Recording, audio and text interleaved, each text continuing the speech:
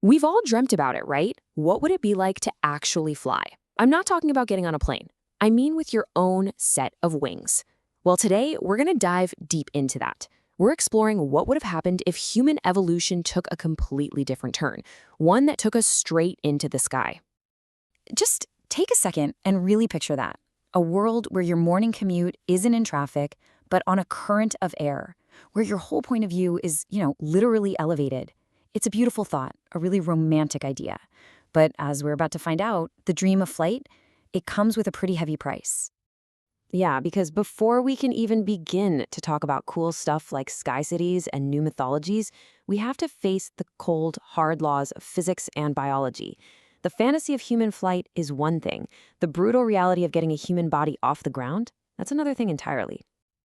It all boils down to this one single concept, lift. See, to get airborne, your wings need to be big enough, and you need to be moving fast enough to overcome your own body weight. And for the average 70-kilogram person, well, that's a massive challenge. Our bodies are just dense, we're heavy, and we are not aerodynamic at all. For us to fly, nature would have to perform some seriously radical surgery. And this table right here shows you just how radical we're talking. This isn't just about sticking some wings on our backs. Oh no, this is a top-to-bottom redesign. Our solid, heavy bones, they'd have to become hollow, like a bird's. A full third of our body weight would be nothing but flight muscles, all anchored to this huge new bone on our chest called a keel. Honestly, we'd be pretty much unrecognizable. And to power all those new muscles, our metabolism would have to run 10 times hotter than it does right now. 10 times. Our bodies would become these biological furnaces, just constantly screaming for more fuel just to stay in the air. And that leads to this huge, massive consequence. Every single calorie you eat would count. Our diets, our economies, our entire cultures would revolve around finding the most energy-dense foods possible. Forget hobbies, eating would basically become a full-time job. See, this isn't a superpower. It's a complete biological rewiring that changes absolutely everything. Okay, so let's imagine we've done it. We've somehow rebuilt the human body into a flying machine. But what kind of world would that flying machine build? I mean, if our bodies are fundamentally different, how would our cities, our entire civilization, change with them? Just look at the difference here. Our world is flat, right? We build outwards with doors and roads and sidewalks. But a winged world? It would be vertical.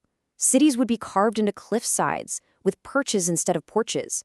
You wouldn't have highways, you'd have these layered flight paths. And warfare? It would become this terrifying three-dimensional chess game played out in the clouds. And of course, with a new world comes a new kind of society. Your status might not depend on how much money you have, but on your flight endurance. How high can you fly? How agile are you in the wind? Your literal wingspan could determine what job you get. And your greatest enemy? It wouldn't be some other country. It'd be a sudden thunderstorm that could ground your entire society in an instant. So let's try and walk through what a normal day might feel like. You'd wake up, you'd step out onto your perch, I guess, and you'd just launch yourself into the sky. You'd have to navigate these complex air currents to get to work, always keeping one eye on the clouds, before finally landing back at your high-rise home at sunset. Just getting from point A to point B would be this constant, dynamic dance with the sky. But the changes go so much deeper than just bones or cities or even our daily routines. The most profound transformation would be psychological. How would the simple act of flight change the way we think, the way we dream, the things we believe in? How would it reshape the very sky within us? I mean, think about it. In a world where every single person has wings, the idea of an angel kind of loses its divine mystery, doesn't it? They wouldn't be these messengers from a higher plane of existence. They'd just be ancestors. Our most powerful myths would suddenly be reread as simple history. And this is where it gets really wild. Our very idea of morality could become physical. Concepts like goodness, purity, righteousness, they could be measured in feet and meters. The old saying about taking the moral high ground would become totally literal. The most revered people in society would be the ones who could soar the highest, the closest to the heavens. Even our language would be tethered to this new physical reality. To be a fallen person, well, that would have a terrifying literal meaning.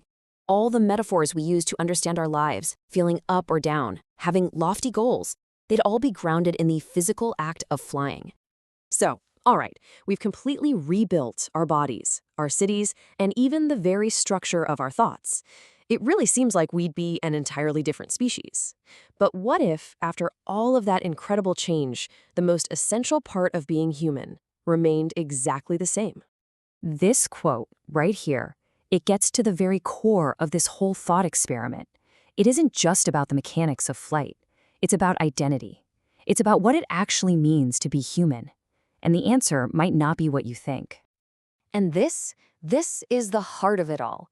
Even if we could touch the clouds with our own wings, we would still want to go further. We'd build jets to fly higher and faster. We'd build rockets to leave the atmosphere behind and go to the stars. That fundamental, restless human drive to push the boundaries, to go beyond our limits, that would not disappear. It's just who we are. Which kind of leaves us with this final question to chew on. We dream of wings because we long to transcend our physical limits. But maybe that constant, restless longing is our truest form of flight. Thanks for exploring the skies with us.